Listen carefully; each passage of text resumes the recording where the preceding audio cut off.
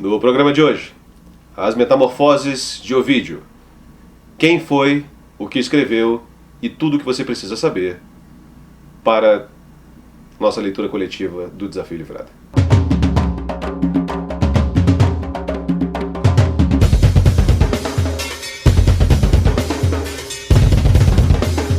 Olá amigos, estamos aqui para nosso vídeo introdutório do vídeo Metamorfoses, e para isso chamei nada mais, nada menos que meu grande amigo, tradutor deste livro aqui, Rodrigo Tadeu Gonçalves. E aí, Rodrigo, como é que você tá? Tudo bem? Tudo bem, beleza. Maravilha. Então, Rodrigo, já devia ter trazido você aqui faz muito tempo, mas antes tarde do que mais tarde.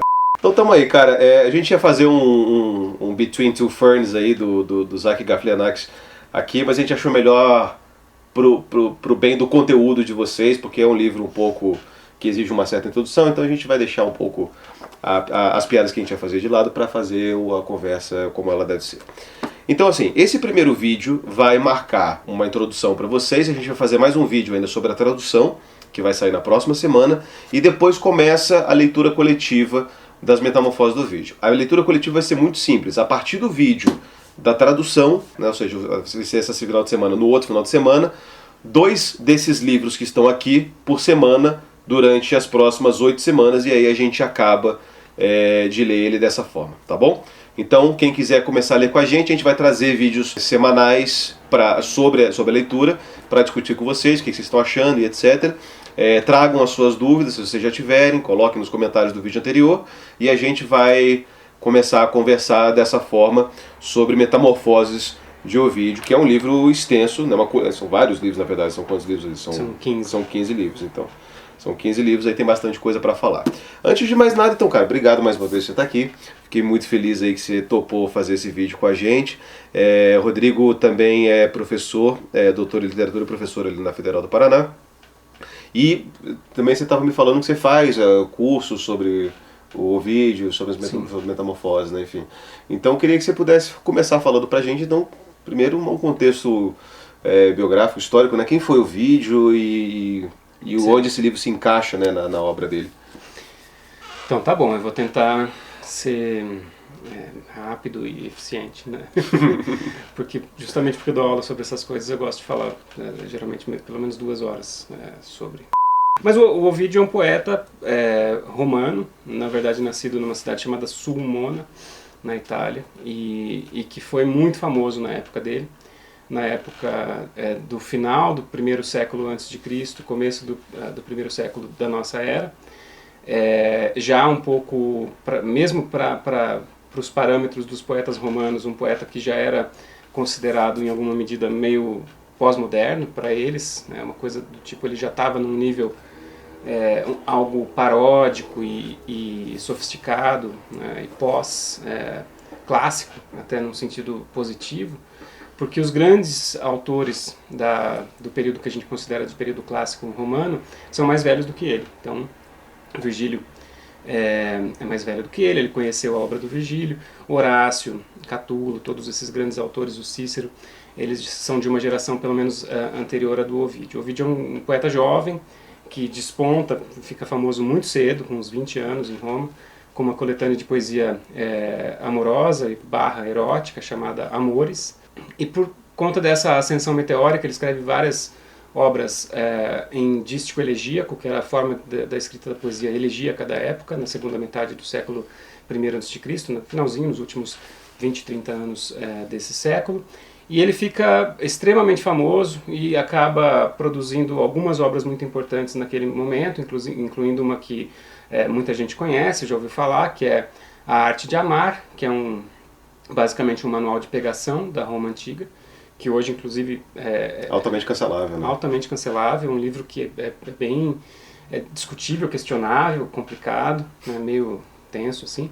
E sabe-se pouco a respeito disso, mas ele foi agraciado por uma enorme fama em Roma na época, mas também acabou se envolvendo com algum tipo de confusão que a gente não sabe exatamente muito bem qual foi, mas o resultado dela é que ele foi exilado pelo próprio imperador Augusto, o primeiro imperador de Roma, no ano em que saem as metamorfoses, no ano 8 depois de Cristo. Ele vai passar o resto da vida dele exilado numa cidade chamada Tomis, no Mar Negro. E lá ele escreve uma obra de exílio, uma série de cartas e poemas chamados Tristes, e poemas do ponto, ou da cidade, né, onde ele estava, do Mar Negro, que são poemas tristes, tentando conseguir favores das pessoas de Roma para ele poder voltar. Mas ele nunca é capaz de falar o que aconteceu de verdade. Então ele diz que o que aconteceu foi que ele foi exilado por conta de um Carmen, um poema, e um error, um erro. Então a gente imagina só o que aconteceu com ele. E toda a fantasia em volta das metamorfoses tem um pouco a ver com o fato de que nessa época ele teria completado o poema, mas ao ser exilado resolveu queimar toda a sua biblioteca e queimar os manuscritos das metamorfoses, não queria que ninguém lesse, e foi embora para o exílio. No fim das contas o livro se manteve, ele foi publicado, e foi também um grande sucesso, mas as metamorfoses, no contexto da obra do Ovídio, são esse poema muito diferente do restante da obra dele. Então é uma coisa completamente diferente de tudo que ele já tinha feito. Como eu disse, para simplificar, ele escrevia poesia elegíaca amorosa, e a poesia elegíaca amorosa era codificada num tipo de estrutura rítmica que é o que a gente chama de dístico elegíaco, composto de 2 versos, um hexâmetro datílico e um pentâmetro datílico. E essa alternância dessa estrofe era constitutiva desse gênero. E é justamente essa alternância que fazia com que as pessoas reconhecessem que ele não ia escrever poesia elevada, ele ia escrever poesia baixa, poesia de amor, poesia de erotismo. Quando ele vai fazer as metamorfoses, ele inverte essa carreira de poeta do amor, de poeta da frivolidade e da sofisticação, e passa a almejar voos muito mais altos, tentando escrever uma obra épica, né? E também essa denominação das metamorfoses, como a gente vai ver, é um pouco, eu diria, um pouco controversa, é difícil classificar efetivamente esse poema dentro de um único gênero, mas ele claramente não é elegia, porque ele é composto somente por versos hexâmetros datílicos.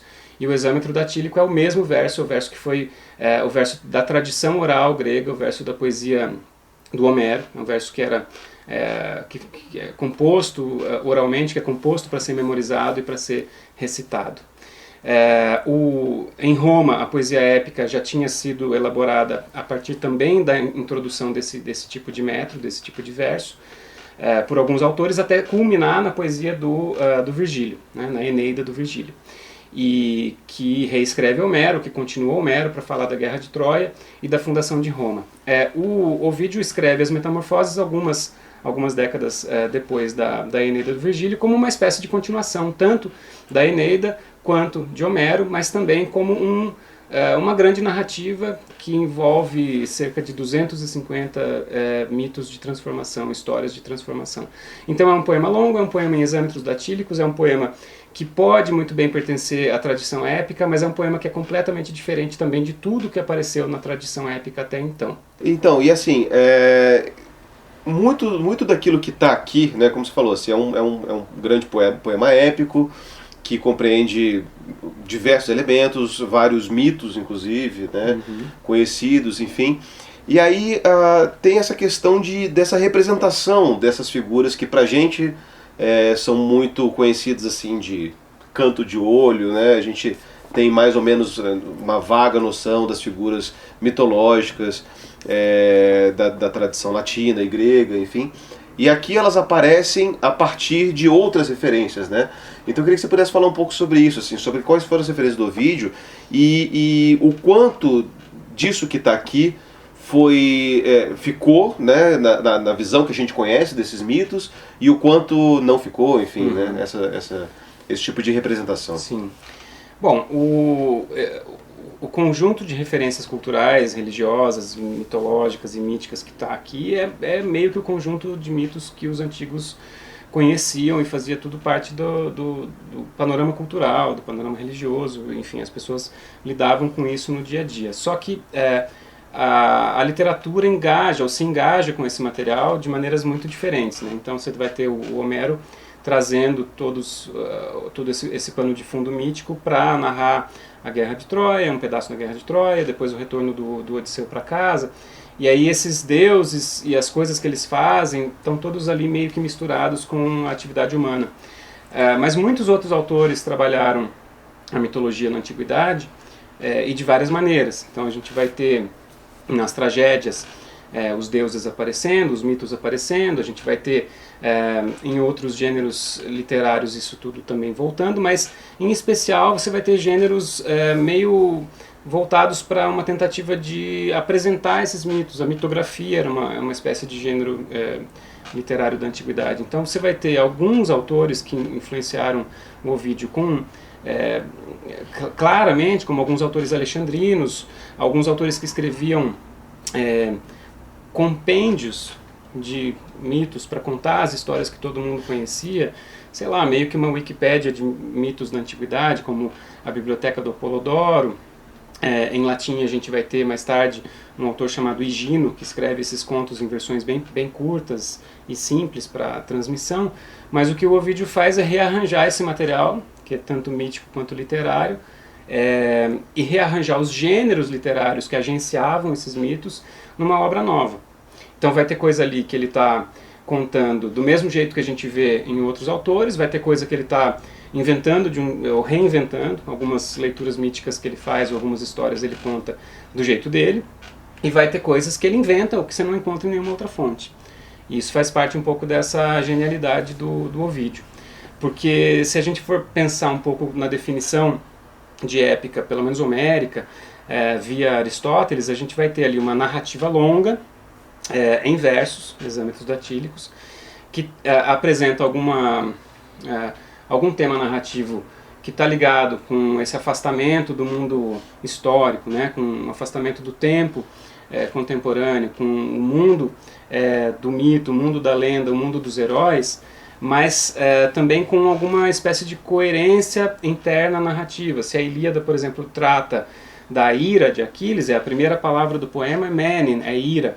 A ira me canta, a deusa do Aquiles expelida, porque o poema vai ser um poema inteiro sobre um ataque de chilique de Aquiles, né? Um ataque de ira que ele tem.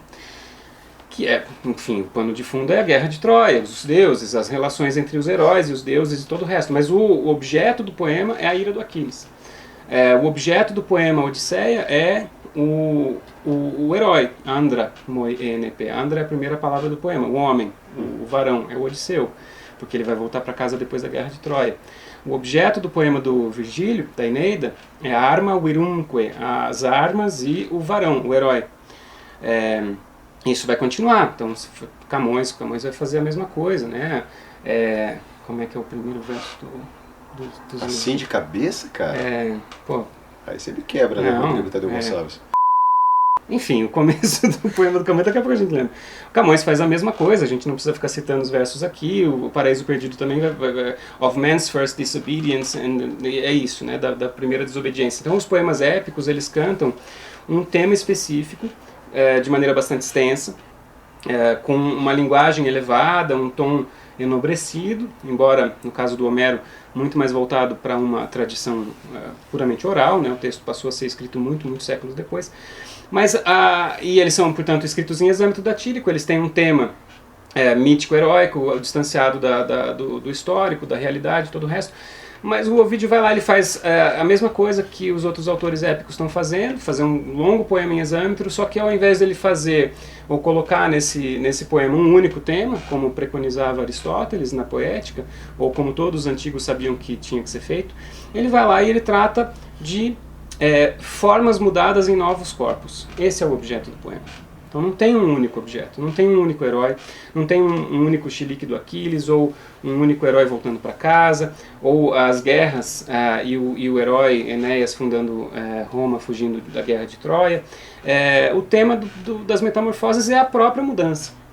Então coisas que mudam em outras coisas. Aí o cara consegue fazer um poema enorme, 12 mil versos, maior do que a Eneida, menor do que a Ilíada, e mais ou menos do tamanho da Odisseia, contando histórias de coisas que se transformam em outras coisas. Então você vai ter um poema que começa na transformação do caos em universo e termina com a transformação do Júlio César em cometa flamejante, na apoteose do Júlio César, uma figura histórica que morreu um ano antes do nascimento do próprio Ovídio. e com uma exortação do Augusto, o imperador vigente, ainda vivo, antes ou depois, não se sabe muito bem, ou pouco antes ou pouco depois do próprio Augusto ter exilado o poeta, uma exaltação para que ele possa um dia, quando ele morrer, também virar cometa, ou estrela, ou enfim, né, passar a virar um deus. E aí, um epílogo em que o poeta diz: agora eu terminei essa obra, que veio, né, do começo dos tempos e do começo do cosmos até o meu tempo, e o tempo pode mudar tudo, o tempo pode acabar com tudo, o tempo pode acabar com todos os impérios e todas as coisas, menos com o poema que eu acabei de escrever. Porque enquanto tiver gente para ler, enquanto tiver língua latina, ele vai ser levado adiante. Então, meu corpo acaba, os impérios acabam, o mundo acaba, mas o meu poema não. O cara consegue fazer um negócio cósmico e contando histórias de transformação, mitos, com transições absolutamente maravilhosas, porque é mais ou menos como acontece nas Mil e Uma Noites, né? Você tem uma história que de repente vai ter um personagem, e dentro dessa história esse personagem resolve contar uma história, e dentro dessa história acontece uma transformação, e se de repente essa transformação é de, sei lá, um ser humano numa pedra, o narrador pode lembrar: mas então, pedra, tem uma que é perto da minha casa, que também eu vi que um dia virou tal coisa. E aí eles vão fazendo essas transições que parecem completamente ao acaso, como se fosse uma coisa do tipo: por acaso eu lembrei de uma coisa aqui. Só que ao mesmo tempo tem uma mega arquitetura narrativa em que às vezes você tem uma narrativa dentro da outra, dentro da outra, dentro da outra, você já nem sabe mais quem está falando. Então, esse é o poema que a gente está apresentando. Então, assim, e aí, quando a gente começou a conversar sobre o vídeo, num desses churrascos maravilhosos que você faz lá na sua casa, junto com a Laila e tudo mais, você estava falando que, assim, que é muito legal a gente ler esse livro, porque todos esses caras que a gente gosta leram ele, né? Então, assim, né, o Shakespeare leu, né, sei lá, imagino que... O Milton leu, o Chaucer leu, esses caras todos se inspiraram. E então eu queria fazer essa pergunta também, né? Assim, como é que você vê a influência e a extensão desse texto do vídeo na literatura, né? A importância que ele ganhou depois na história, né? Engraçado, né? Eu sempre lembro disso, quando eu entrevistei o Leonardo Antunes aqui, ele falou isso, né? Que, assim, que essas histórias, elas não é que elas perduram, elas vão ganhando outros significados, né? E vão tomando outras importâncias e outras dimensões, assim. Né? Então talvez, é claro, você falou que o vídeo já era famoso na época dele, mas talvez depois ele seja famoso, sei lá, por outra coisa, né? Ou por outras razões, enfim. Não, com certeza. Tem gente que, tem alguns críticos que defendem que a Metamorfoses é a obra antiga mais influente de todas no modo como ela impacta a história da arte, a história da literatura ocidental. Mais do que Homero, mais do que Eneida. Porque ela acaba sendo material para ser retrabalhado justamente para autores como Shakespeare, como Chaucer, como Milton, como Dante. Então você vai pegar no Shakespeare, você tem várias peças do Shakespeare que reescrevem algumas histórias que estão ali nas Metamorfoses. Por exemplo? O Sonhos de uma Noite de Verão tem uma encenação de uma passagem das Metamorfoses dentro da peça, que é a história de Píramo e Tisbe, que é a mesma história que é meio que adaptada nas fontes para Romeu e Julieta, que também o fundamento do mito está ali na base da tragédia que resulta no suicídio duplo do casal de protagonistas. Você vai encontrar coisas como o eco dos monólogos da Medeia, por exemplo, no livro 7 das Metamorfoses, em monólogo como o do, se não me engano, o Caliban. Não é do Caliban. Enfim, vai encontrar ecos do monólogo da Medeia no livro 7 na Tempestade, do Shakespeare, por exemplo. E algumas das histórias dos contos da Cantuária, o Canterbury Tales, são reescritas diretas de passagens das Metamorfoses. Tem pelo menos uns 3 ou 4. Tem uma que é da história do Apolo com a Coronis, a história do Corvo e da Gralha, é um dos contos. Vai ter A de Alcyone e Ceyx, também um casal que vira árvore, uma das histórias que eu mais gosto nas Metamorfoses, é a base de uma outra história dos Canterbury Tales também. Então, assim, só por esse tipo de influência já é um negócio gigantesco. Aí você vai olhar para as artes plásticas, para a estatuária, enfim, para as artes visuais como um todo, a coisa fica ainda mais impressionante, né? Porque a quantidade de quadros do Renascimento para frente, até pelo menos o século XVIII, baseados em passagens das Metamorfoses, é uma quantidade gigantesca e de coisas muito importantes.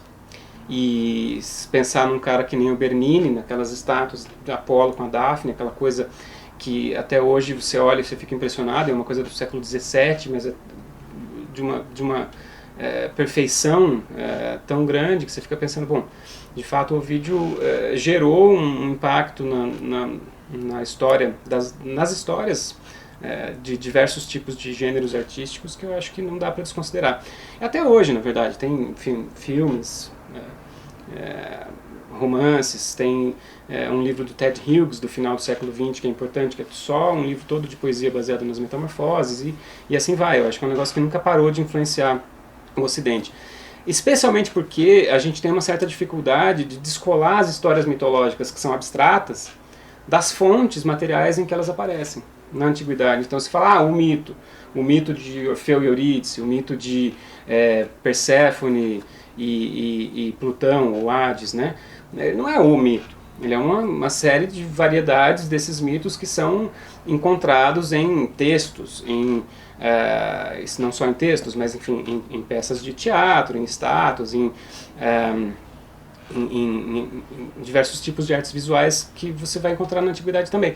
Mas as versões do Ovídio, por conta da sua genialidade poética, do modo como ele narra e todo o resto, elas passam a ser meio que canônicas. Várias das versões que a gente conhece de mitos antigos são as versões que o Ovídio transmitiu, embora haja outras.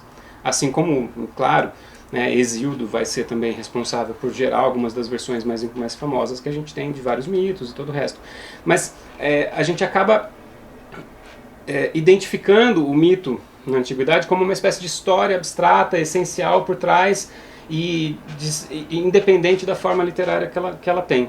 E o Ovídio, não, ele está preocupado com a forma literária, está preocupado em fazer aquilo virar poesia e fazer aquilo ficar bonito e ser sonoro e narrativamente bem feito, poeticamente bem feito, e portanto reler essas coisas direto no Ovídio também é um pouco voltar para essa ideia de que o mito ele não está lá simplesmente voando no imaginário das pessoas, embora lá na antiguidade talvez ele também estivesse, mas ele sobra para a gente porque ele foi codificado literariamente ou como arte. Então acho que é por isso que eu defendo também essa posição de que Metamorfoses é uma das obras mais influentes pra gente hoje. Boa, maravilha. E para terminar, cara, a última pergunta que eu queria fazer para você, justamente, né, meio que para convidar os nossos leitores a começar a ler, o que um leitor que eu acho que muita gente que está nos assistindo agora pode estar assim um pouco receoso porque não está acostumado com a linguagem de literatura clássica ou com uma história em versos ou nada do tipo, né? Então, assim, o que um leitor, né, digamos um leitor comum, pode esperar da Metamorfoses? Que tipo de impacto que ele vai receber? Que tipo de dificuldade você acha que ele vai ter? E se tem alguma dica para a leitura do livro? Tá. Eu acho que a primeira coisa é pensar nisso que eu acabei de falar, né? Que os mitos que a gente conhece, eles não são objetos essenciais incorpóreos por trás da literatura, eles estão lá. Então vai acontecer de a gente ter uma certa dificuldade de entender às vezes o que ele está contando daquele mito, como ele está contando aquele mito. Porque, entre outras coisas, o Ovídio gosta muito de fazer umas dilatações narrativas e umas compressões narrativas muito, muito impactantes. Ele é bastante cinematográfico às vezes, ele faz uns cortes que você olha e fala, isso aqui é quase cinema. E às vezes ele narra alguma coisa que todo mundo conhece, algum mito que todo mundo conhece, muito rápido, justamente porque todo mundo conhece. E às vezes ele pega alguma coisa meio obscura, ou ele quer fazer uma versão diferente de alguma história que já apareceu, e ele narra em detalhes, quase enfadonhos. Então tem que estar um pouco preparado para um outro ritmo de narrativa, que claro, não é diferente de outros textos longos narrativos que a gente conhece, até do romance. Mas um pouco por conta disso, por esse fato de ele saber, ele reconhece que ele vem depois. E ao vir depois, ele tem que lidar com os seus antecessores literários de um jeito a ser relevante, né? De maneira que ele possa ser considerado relevante, para que ele possa de fato dizer alguma coisa. Então, ele não vai contar a mesma coisa que o Homero contou, ele não vai contar a mesma coisa que o Virgílio contou. Vai acontecer, por exemplo, mais lá para o final do poema, ele vai resolver fazer a sua própria versão da Ilíada, a sua própria versão da Odisseia, a sua própria versão da Eneida do Virgílio. Ele vai contar coisas que não apareceram nesses poemas, vai inventar algumas outras, vai passar por cima muito rápido de coisas que a gente já conhece. Então, a sugestão, e também um pouco por conta dessa necessidade de variação que ele tem, nessa coisa de contar de um outro jeito, ele gosta muito de usar vários nomes diferentes para o mesmo personagem. Então, os deuses têm vários apelidos, vários epítetos, os próprios heróis também. Então, às vezes, em vez de falar o nome do cara, ele vai falar o nome porque ele é filho do fulano. Então, em vez de falar Hércules, ele vai falar Alcides, né, filho do Alceu, sei lá. Não é o caso, é neto do Alceu, mas enfim. Por isso também coloquei o glossário no final, sugestão da editora, mas pensando um pouco nessa necessidade de ancorar o leitor, porque às vezes ele está falando um nome que não é o nome do personagem, é o nome do avô do personagem. Então, o Anfitrionida, o Hércules, que é filho de Anfitrião. Então eu tento colocar isso para facilitar, porque ao invés de trocar os nomes na tradução e simplesmente chapar tudo, que aí seria uma tentativa só de contar a historinha, eu pensei, bom, ele faz isso por um motivo, e vou fazer também. Vou explorar essa dinâmica possível dessas variações todas que o Ovídio está agenciando. Então é isso que eu estou fazendo na tradução. Então tem que se acostumar um pouco com isso, não ficar irritado. É antonomasia? Acho que antonomasia, né? Tem que tomar cuidado com as antonomásias. Sim, sempre. É o que eu sempre digo. Bom, cara, eu acho que é isso. Então, o livro está apresentado para vocês. É legal falar uma coisinha. Diga. Como ele tem 15 livros, né, que são 15 cantos e tal, que são as divisões que eles usavam na antiguidade por conta do tamanho do material, do suporte de escrita, e esses livros não estão exatamente divididos de maneira muito orgânica, né, não tem assim, tipo, os 5 primeiros contam tal coisa, os outros 5 contam tal coisa, eles são meio confusos. É interessante pensar que às vezes algumas histórias começam em um e vão acabar no outro. Então, só para dar um exemplo, o começo do livro 10, que é relativamente longo, começa a contar a história de Orfeu e Eurídice. E aí depois que Eurídice se perde lá no inferno, e Orfeu fica triste, porque ele está tentando trazê-la de volta e ela não pode olhar para trás, e aí ela olha para trás, ela cai de novo. Ele passa o livro 10 inteiro chorando, se lamentando, e aí os animais, as árvores vêm encontrar ele na floresta e tal, para ouvi-lo. E ele passa a contar muitas histórias de desilusões amorosas, enfim. E ele passa o livro 10 inteirinho contando isso. E só no começo do 11 é que a gente volta a ouvir falar o que acontece com ele depois que ele termina de contar essas histórias. Então tem que ter um pouco de paciência. E entender que a gente vai, por exemplo, você vai fazer aqui 2 livros por semana, quer dizer aí uma boa quantidade de leitura, mas não necessariamente uma leitura muito coesa. Tem essa coisa fragmentária mesmo, são muitas histórias diferentes, às vezes tem que parar para ver o que será que está acontecendo aqui. Maravilha. Tá bom. Então vamos ficar atento a isso então e começar a ler então as metamorfoses. Então aproveita essa primeira semana para dar uma olhada nessa bela apresentação, e é uma bela apresentação mesmo que o Rodrigo fez para esse livro, né, em que ele reitera alguns dos pontos que a gente falou aqui nesse vídeo, mas que também já começa a falar um pouco da tradução, que vai ser o nosso assunto do vídeo da semana que vem. E aí, a partir então do vídeo da semana que vem, a gente começa a nossa leitura coletiva. Mas fica aqui a dica, você já sabe que o livro é importante, que ele é muito bom e muito bem traduzido, então não tem por que não ler. Rodrigo, obrigado mais uma vez por vir aqui, cara. Obrigado. E é isso. Se inscreva no canal, dá um joinha, ajuda a gente no Catarse. Um abraço e tchau.